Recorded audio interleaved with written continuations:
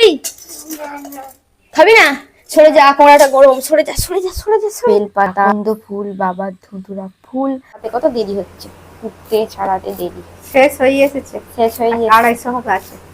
ফুলে পুরো বেলুন হয়ে গেছিল। মা বললো একটুখানি ডালের যে ফেনাটা আছে ওটা তুলে ফেলে দে। হ্যালো ফ্রেন্ডস, ইটিস বৈশাখীতে তোমাদের সকলকে স্বাগত জানাই। সকাল সকাল ঘুম থেকে উঠলাম, আজকে একটু উঠতে লেট হয়েছে, 6:30 বেজে গেছে। এমনিতে 6টার দিকে উঠে বলি, 6:30 ঘুম থেকে উঠলাম। উঠে ফ্রেশ হয়ে এক বালতি জামা কাপড় হয়েছিল, মা সব শুকোতে দিল, দিয়ে ঘর ঝাঁট দিয়ে যাচ্ছি এখন ফুল তুলতে। আমার ভোলানাথকে সেবা দিতে হবে, তো চলো ফুলটা তুলে নিয়ে আসি, নিয়ে এসে ভোলানাথকে সেবা দিই। দিতে দিতে ব্লগটা কন্টিনিউ করি, আসো।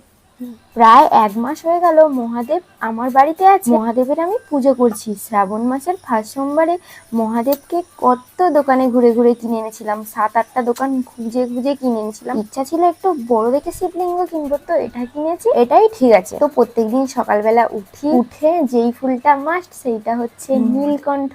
তো নীলকণ্ঠ দিয়ে বাবাকে পুজো দিই। তারপরে সোমবারে তো জোগাড় করার চেষ্টা করি, বেলপাতা, আকন্দ ফুল, বাবার ধুতুরা ফুল, তো সমস্ত কিছু দিয়ে বাবার পুজো দিই।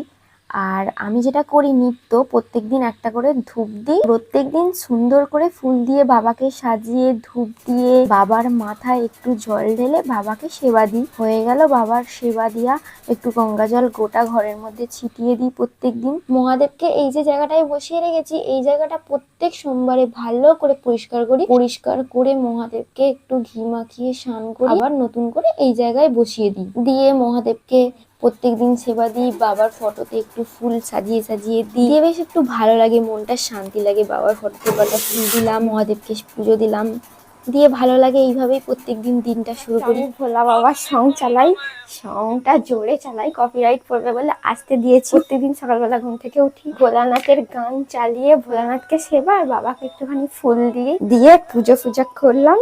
পুজো করা হয়ে গেল, আলমন্ড বাদাম আর ছোলা খাচ্ছি, একটু পরে খাবো হরলিক্স। দিয়ে দিনটা আমার শুরু হলো। আজকে আমার সেটিং এর কাজ নেই, তো মাকে আমি বলেছি আজকে আমি রান্না করবো, মাও সঙ্গে থাকবে। বাসি কাজ সব মিটে গেছে, তো চলো যাই রান্নাঘরে, গিয়ে ব্লগটা আবার কন্টিনিউ করি। ডালটা দেখতে পাচ্ছ ফুলে পুরো বেলুন হয়ে গেছিল। মা বললো একটুখানি ডালের যে ফেনাটা আছে ওটা তুলে ফেলে দে, ভাজবে। হ্যাঁ একবার বলেছিলে।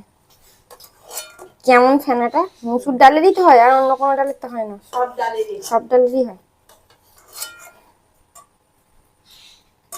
এই তো যেরকম ভাজছে এখন ওরমই ভাজবে, তাই তো? তো মা রান্না বান্না শুরু করে দিয়েছে। বাঁধাকপি শুকনো ভালো লাগে না, ফুলকপি শুকনোই ভালো লাগে। ফুলকপি শুকনো নেই, তখন ছিল না তো অল্প। বাঁধাকপি শুকনোর তরকারি হচ্ছে, ভাত, ওইখানে ডাল, আম দিয়ে ডাল, টকের ডাল, আম দিয়ে ডাল, হেভি লাগে। আর এখানে দেখতে পাচ্ছ মাছের পোঁটা আছে, আলু দিয়ে ভাজা হবে। তো মায়ের ভাত হয়ে গেছে, ডালও হয়ে গেছে। এইখানে দেখো ঠাকুমা পেঁয়াজ কুটছে, কপি শুকনোর তরকারি রান্না করতে হবে। আমি এবার আলুগুলো পেঁয়াজগুলো কুটতে বসবো, কুটে আলুটা ভাজবো আর কপির তরকারিটা করবো। ঠাকুমাই দেখতে পাচ্ছ ছোট্ট ছোট্ট পেঁয়াজগুলো কুটে দিয়েছিল কপির ঝালে দেওয়ার জন্য। আর মা এই দেখো একটা গোটা আম দিয়ে আম ডাল করেছে, আমটাও কুটে নিয়েছিল। এইবার আমি বসেছি পেঁয়াজগুলো কুচিয়ে দিতে। মা শুকনো কপির তরকারিটা চাপাবে, তো পেঁয়াজটা কুচিয়ে দিচ্ছি। আলু ভাজার আলুটাও কুচোতে শুরু করে দিয়েছি। মা বললো তরকারিটা আগে চাপাবো, পেঁয়াজটাকে কুচিয়ে দে, তখন আমি তরকারিটা চাপিয়ে দিই। তো পেঁয়াজটা আগে কুটে দিচ্ছি, পেঁয়াজটা কোটা হয়ে গেলে ওই আলুটা কুটবে। দেখো আলু এখানে ছাড়িয়ে রেখেছি। ছোট্ট ছোট্ট পেঁয়াজ ছাড়াতে কত দেরি হচ্ছে, কুটতে ছাড়াতে দেরি। শেষ হয়ে এসেছে, শেষ হয়ে গেছে, 250 হবে আছে। মা আলুগুলো পিস এটা ঠিক আছে তো? না ওগুলো খেলে যে বড় পেঁয়াজে হাত দিলে ওগুলো আর খাই হবে না, পড়ে থাকবে।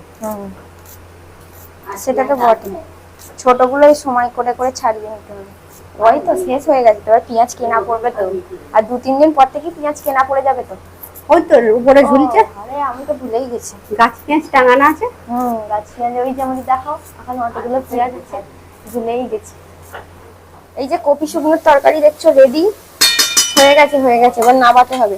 এই থালাটাই নামাবো তো? ওটাতে একটু জল জল আছে, কিছু হবে না, নামিয়ে ফেলছি। মা দেখো তরকারিটা করছিলাম, ভিডিওটা যে করবো, মা চলে গেছে বাগানের দিকে, মাঠের দিকে। আর করতে পারিনি। দেখতে পাচ্ছ তরকারি আমাদের রেডি, নাববেলি।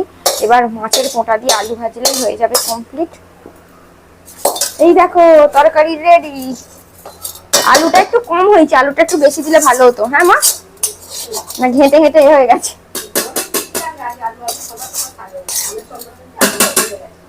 ওই তো কপির সাথে ভাপাতে দিয়েছে, বেশি নরম হয়ে গেছে। কপি শুকনোর তরকারিটা কি করে করে বলে দিই। কড়ার মধ্যে একটুখানি নুন দিয়ে আলুটা আর কপিটা একসাথে তুলে দিয়ে একটুখানি সেদ্ধ করে ভাপিয়ে নিতে হয়। ভাপিয়ে নিয়ে তারপরে পেঁয়াজগুলো ভেজে, কপিটা পেঁয়াজটা তেল দিয়ে একটু ভালো করে লাল লাল ভাজা হয়ে যাবে। তারপরে কপিটা আলুটা একসাথে তুলে একটুখানি ভাজার পর মশলা দিয়ে কষে একটুখানি জল ঢেলে দিতে হবে। আর লাস্টে একটুখানি মিষ্টি তো দিতেই হবে, মাস্ট। বাতাসা কটা দিলে বলো তো, আমি খেয়াল করলাম না। মা বাতাসাটা দিয়ে দিল। অল্প করে একটুখানি মিষ্টি দিয়ে দিতে হবে, তাহলেই হয়ে যাবে। আর লাস্টে কি করতে হয়, রসুন দিয়ে একটু সাঁতলে নিতে হয়, তাহলেই হবে। দাঁড়া, আলুগুলো ভাপাতে দেবে। জল ঢেলে দিই। জল নেই, জল আনতে হবে। আলুগুলো ঢেলে দিই, ঢেলে দিচ্ছি সব। তো মোটা মোটা হয়ে গেছে তো। নুন হলুদ দেবো তো।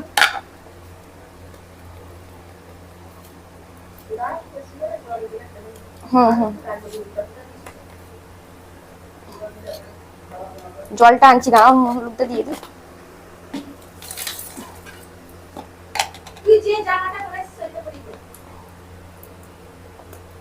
জলটা এনে ঢেলে দিই এবার। কমপ্লিট। আমি রান্না করব বলেছিলাম, কিন্তু আমি রান্না করতেই পারিনি। বাইরে টুকটাক কাজ সারতে সারতেই হয়ে গেছে। আলুটা খালি ভাপাতে দিয়ে চলে গেছি, মাই ভেজে নিয়েছে। তারপরে বাসন মাজছিলাম বলে মা তাড়াতাড়ি ভেজে নিল, কারণ দাদা কাজে বেরিয়ে যাবে তো লেট হয়ে যাবে। এবার এইগুলো দেখতে পাচ্ছ গুছিয়ে নিচ্ছি। রান্না মিটে গেলে আমাদের এইগুলো সব গুছোতে হয়, এইসব রাখার। বাবু বাবু এসছে, ছোনা হয়ে গেল। এবার কড়াগুলো নিয়ে যাব। অর্ধেক বাসন মাজা হয়ে গেছে, এবার এইগুলো নিয়ে গিয়ে মাজতে হবে। তোকে দেখতে পাইছে, এদিকে আসবি তো। মাছের তেল পোড়ার বাটি রাখো, পুরো তেলে ভর্তি। খাবি বাবু? আমাদের মাছের পোঁটা দিয়ে আলু ভাজা হয়েছে, খাবি? খাবি না? সরে যা, কড়াটা গরম। সরে যা সরে যা সরে যা সরে যা সরে যা সরে যা। জল তলায় রেখে দিই। সব বাকি সব বাসন মাজা হয়ে গেছে, এগুলোই খালি পড়ে আছে।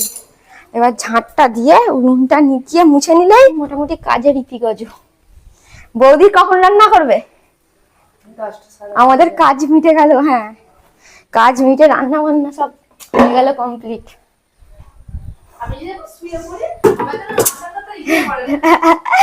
একটা জিনিস দেখবি, এই কাম কত আমাদের। কাটবো একটু করে, আসবি? হ্যাঁ আসবি।